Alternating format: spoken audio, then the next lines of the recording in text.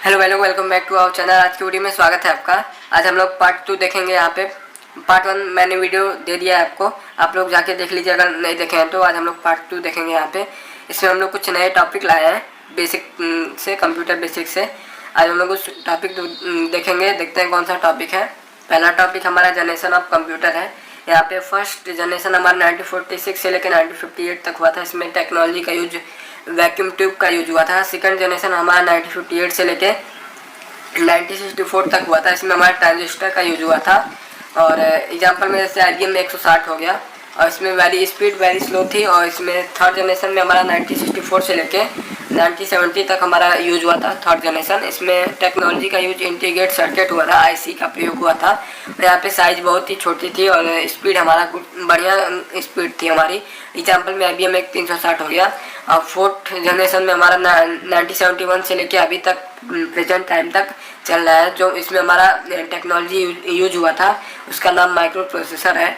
इसमें micro processor का use हुआ था जो अभी तक चल रहा है। उसके बाद फिफ्थ जनरेशन हमारा प्रेजेंट टाइम से लेके फ्यूचर टाइम तक है।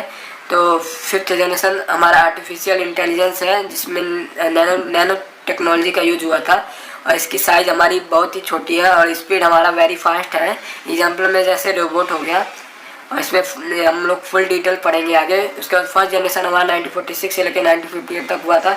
इसमें जनरेशन में डाटा प्रोसेसिंग के लिए वैक्यूम ट्यूब का यूज हुआ था। इसका यूज होने के लिए बहुत ही विशाल लैब की ज़रूरत होती थी।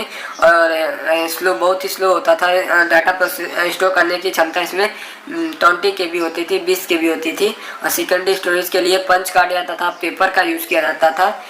जो पंच कार्ड होते हैं, पेपर होते हैं, उसको हम सेकेंडरी स्टोरेज के लिए यूज़ करते थे। उसके बाद हमारे यहाँ पे सेकंड जनरेशन हमारा आ गया 1958 से लेकर 1964 तक हमारा सेकंड जनरेशन चला था। इस जनरेशन में कंप्यूटर में डाटा प्रोसेसिंग करने के लिए ट्रांजिस्टर का यूज हुआ था।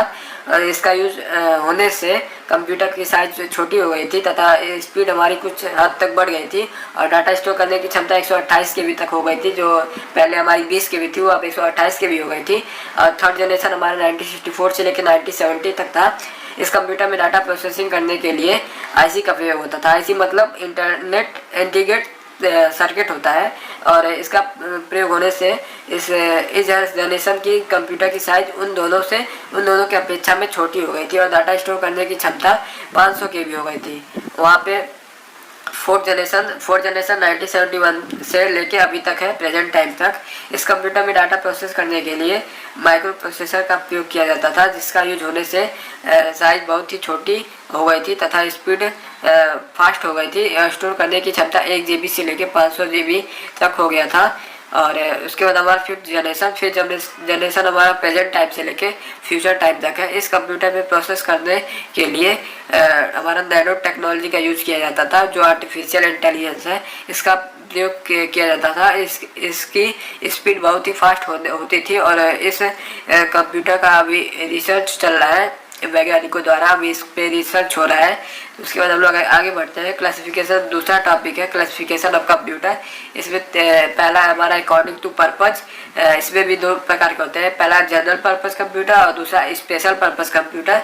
पहले हम लोग जनरल पर्पज कंप्यूटर के बारे में देख लेते हैं। इस कंप्यूटर का यूज सभी प्रकार के साधारण कार्य को करने के लिए किया जाता है, जैसे बिल निकालना हो गया, फिर फोटो निकालना हो गया, एंटरटेनमेंट हो गया, अकाउंटिंग हो गया, ये सब होता है। और दूसरा हमारा स्पेशल पर्पस कंप्यूटर होता है। इस कंप्यूटर का यूज वैज्ञानिकों द्वारा मौसम, तापमान के लिए आदि के लिए बारे में जानकारी प्राप्त करने के लिए यूज किया जाता है। इसको वैज्ञानिकों द्वारा यूज किया जाता है। और दूसरा बात आता है अकॉर्डिंग टू टेक्नोलॉजी यूज के लिए कौन कौन से कंप्यूटर होते हैं। पहला डिजिटल कंप्यूटर, दूसरा एनालॉग कंप्यूटर, तीसरा हाइब्रिड कंप्यूटर। तो सबको पारी पार हम लोग देख लेते हैं। पहला डिजिटल कंप्यूटर हमारा मुख्य रूप से सभी कंप्यूटर डिजिटल कंप्यूटर होते हैं, जिस पर हम सभी प्रकार के साधारण कार्य कर सकते हैं। जो छोटे मोटे काम होते हैं उसको हम डिजिटल कंप्यूटर पे करते हैं। और दूसरा हमारा एनालॉग कंप्यूटर या कंप्यूटर स्पेशल पर्पस कंप्यूटर की तरह होता है, जिसपे हमारे वैज्ञानिकों द्वारा यूज किया जाता है। इसको हम मौसम से संबंधित जो सूचनाएं होती है उसको प्राप्त करने के लिए एनालॉग कंप्यूटर का यूज किया जाता है। और हाइब्रिड कंप्यूटर या कंप्यूटर दोनों का मिक्सर है, जैसे एनालॉग कंप्यूटर और डिजिटल कंप्यूटर दोनों मिक्स करके हाइब्रिड कंप्यूटर बनाया गया है, जो आर्टिफिशियल इंटेलिजेंस के लिए यूज किया जाता है। और तीसरा हमारा according to size and storage capacity. इसमें पहला होता है माइक्रो कंप्यूटर। यह कंप्यूटर वह कंप्यूटर है जिस पर एक साथ एक ही यूजर कार्य कर सकता है। जैसे माइक्रो कंप्यूटर को हम लोग पर्सनल कंप्यूटर भी कहते हैं, इसमें बस एक ही यूजर काम कर सकते हैं, पर्सनल कंप्यूटर है इसलिए। फिर दूसरा हमारा मिनी कंप्यूटर। यह कंप्यूटर साइज में छोटे तथा कॉस्टली होते हैं। इसमें डाटा स्टोर करने की क्षमता लिमिट होती है। इस कंप्यूटर को हम टैबलेट के नाम से भी जानते हैं, उसको हम मिनी कंप्यूटर कहते हैं। फिर उसका तीसरा हमारा आता है main frame computer. Main frame computer, इस कंप्यूटर का यूज आर्टिफिशियल वर्क करने के लिए किया जाता है। इस कंप्यूटर को एक साथ 255 कंप्यूटर को कनेक्ट कर सकते हैं। एक ही साथ हम लोग 255 कंप्यूटर को कनेक्ट कर सकते हैं। और चौथा हमारा सुपर कंप्यूटर। यह कंप्यूटर बहुत ही पावरफुल कंप्यूटर होता है। इसका यूज अंतरिक्ष में होने वाली घटनाओं को प्राप्त करने के लिए किया जाता है। जैसे अंतरिक्ष में जो कोई भी घटनाएं होती है उससे हम सुपर कंप्यूटर से हमको प्राप्त हो जाती है। और उसके बाद हमारा दूसरा टॉपिक आता है हार्डवेयर एंड सॉफ्टवेयर।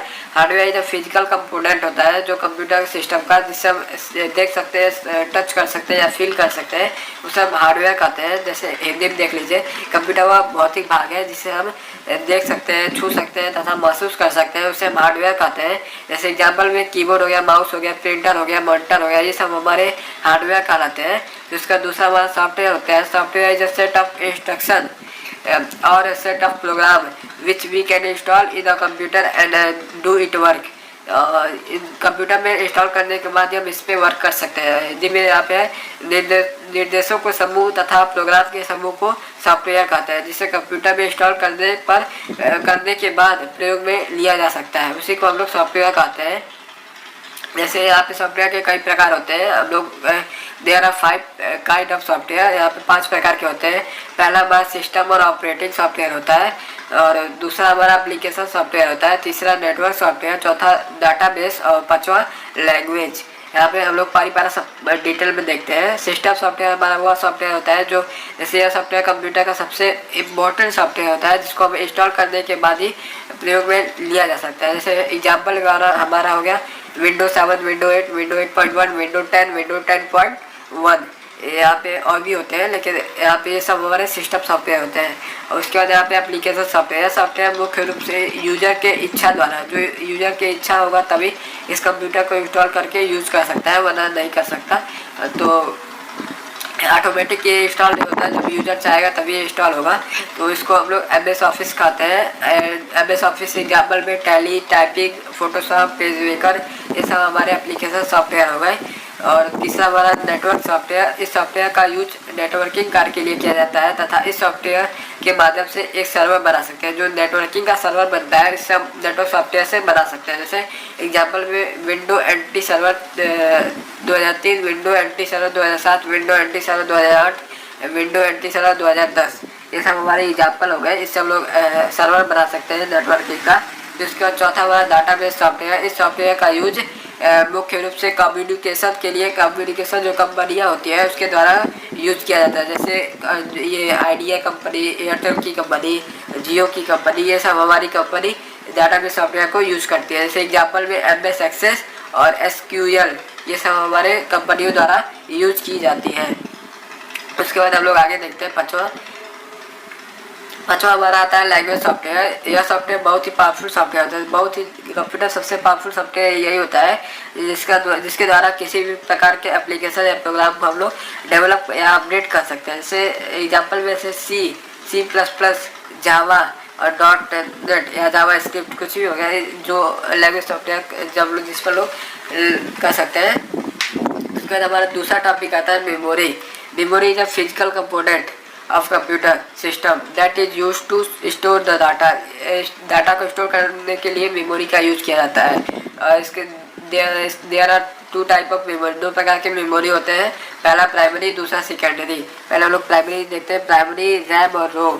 तो रैम में भी कुछ प्रकार के होते हैं, S RAM, L1, L2, L3 और D RAM, SD RAM, RD RAM, DDR RAM, DDR2, DDR3। उसके बाद रोम आता है, रोम में मास्क रोम, पी रोम, EP रोम, EEP रोम और BIOS और CMOS, ये सब हमारे रोम में आते हैं। उसके बाद हमारा दूसरा आता है सेकेंडरी मेमोरी। तो सेकेंडरी मेमोरी देखते हैं, यहाँ पे सेकेंडरी मेमोरी में मैग्नेट आता है, सेमीकंडक्टर, ऑप्टिकल, 3 प्रकार के होते हैं सेकेंडरी मेमोरी। तो सबसे पहले मैग्नेट में हमारा HD और SDD आता है, और इन सबके फुल फॉर्म आपको पार्ट 1 में मिल जाएगा। पार्ट 1 जाके देखिए, आपका इन सबको फुल फॉर्म मिल जाएंगे। सेमीकंडक्टर में हमारा पेन ड्राइव आता है, मेमोरी कार्ड आता है, और भी आते हैं, लेकिन इसमें 2 ही लिखा है। ऑप्टिकल में CD, DVD और FDD, ये सब आते हैं। इन सबका फुल फॉर्म आपको फर्स्ट पार्ट में देखने को मिल जाएगा। जाइए फर्स्ट पार्ट देखिए, फुल फॉर्म लिख लीजिए, याद कर लीजिए। और यहाँ पे दूसरा टॉपिक है bit and byte. Bit and byte memory तथा डाटा मापने की सबसे छोटी इकाई होती है, जहाँ पे बिट से डाटा मापा जाता है तथा बाइट से मेमोरी मापा जाता है। बिट एंड बाइट केवल बाइनरी डिजिट के लिए जाने जाते हैं, जो 0 और 1 के रूप में होते हैं, जहाँ 0 का मतलब लो सिग्नल होता है और तथा 1 का मतलब हाई सिग्नल होता है। एग्जाम्पल में जैसे कीबोर्ड के माध्यम से कोई भी हम बटन टाइप करते हैं तो उसका एक कोड जनरेट होता है। इस कोड को हम ASCII कोड कहते हैं। उसके बाद हम लोग आगे देखते हैं क्या है।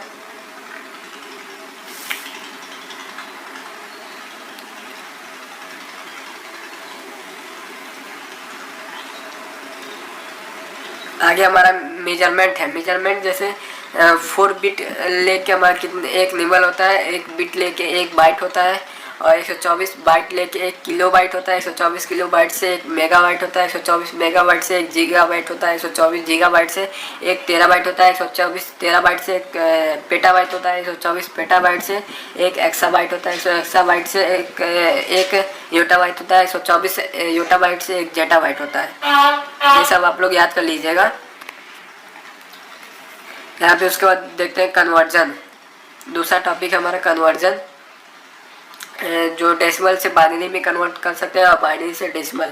तो डेसिमल का नंबर 0 से 9 तक होते हैं, वो डेसिमल होते हैं, और जो बाइनरी होते हैं 0 से 1 तक, वो बाइनरी होते हैं। यहाँ पे डेसिमल का फार्मूला है, अगर बाइनरी नंबर आपको दिया रहेगा तो आप ये डेसिमल का फार्मूला लगा के यहाँ पे बाइनरी निकाल सकते हैं, नहीं डेसिमल निकाल सकते हैं, मगर बाइनरी आपको दिया रहेगा तो डेसिमल निकालने के लिए ये फार्मूला आप लोग लिख लीजिएगा, और इसको एक बार देख लीजिएगा यूज करके कैसे निकलता है डेसिमल। तो आगे हम लोग अभी एक एग्जांपल देखेंगे।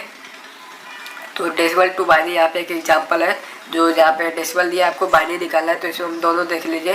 यहाँ पे ऊपर डेसिमल निकाला है और नीचे बाइनरी निकाला है, तो दोनों सेम आएगा। तो यहाँ पे 77 का बाइनरी भी निकाला और डेसिमल भी निकाला है। आप लोग इसको देख लीजिएगा अच्छे से और सॉल्व कर लीजिएगा एक और एग्जांपल लेके। या फिर उसके बाद दूसरा एग्जांपल देखते हैं नीचे हम लोग, बाइनरी टू डेसिमल। यहाँ पे आप बाइनरी टू डेसिमल एक देख लेते हैं। जो बाइनरी नंबर दिया है आपको डेसिमल में निकालना है, तो आपको वो पीछे वाला फार्मूला यूज कर लीजिएगा, और उसके नीचे आप नंबर रख के आप जोड़ सकते हैं, तो यहाँ पे आपका डेसिमल निकल जाएगा। तो आज यहीं पे आपका बेसिक का ख़त्म होता है। हमारे पूरे बेसिक ख़त्म हो गया यहाँ पे। अब हम लोग आगे टॉपिक पे पढ़ेंगे, MS ऑफिस पढ़ेंगे। MS ऑफिस में MS एक्सेल, MS वर्ड, ये सब पढ़ेंगे।